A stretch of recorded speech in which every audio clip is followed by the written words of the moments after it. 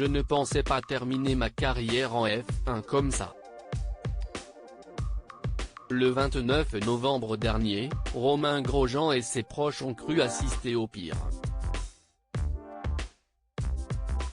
Lors du premier tour du Grand Prix de Bahreïn, le pilote a été victime d'un très violent accident. Coincé dans sa voiture en feu pendant de longues secondes, il a finalement réussi à s'extraire du brasier. Blessé aux mains, le sportif n'a pas eu d'autre choix que de mettre un terme à sa carrière en Formule 1. Mais il ne va pas rester éloigné des circuits bien longtemps puisque dès le mois d'avril, il pilotera en IndyCar, aux États-Unis. Une décision presque évidente à prendre pour Romain Grosjean.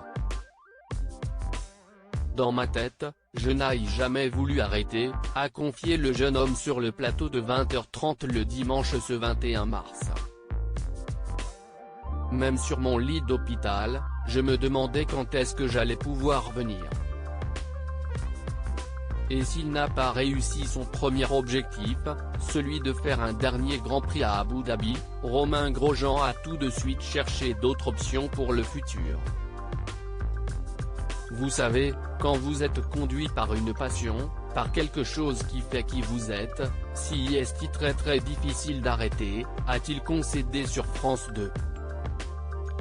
Mais conscient du choc que sa décision allait provoquer chez ses proches, Romain Grosjean a préféré la garder pour lui, car c'était compliqué de leur expliquer qu'il voulait retourner tout de suite dans une voiture.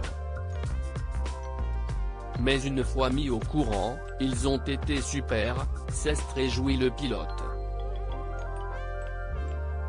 Que ce soit ma femme, mes enfants, mes parents, mes amis.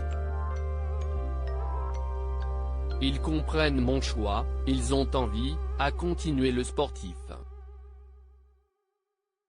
Mais pour ne pas ajouter de l'inquiétude à l'inquiétude, il a décidé de s'interdire quelque chose. Romain Grosjean, si j'avais 25 ans et que j'étais célibataire. Alors après, comme je leur ai dit, si est un travail d'équipe. Je ne ferai pas ce qu'il appelle les super speedway, les 500 miles d'Indianapolis, la course au Texas, qui sont des ovales, des pistes, note de la rédaction, où ça va super vite, a ajouté Romain Grosjean.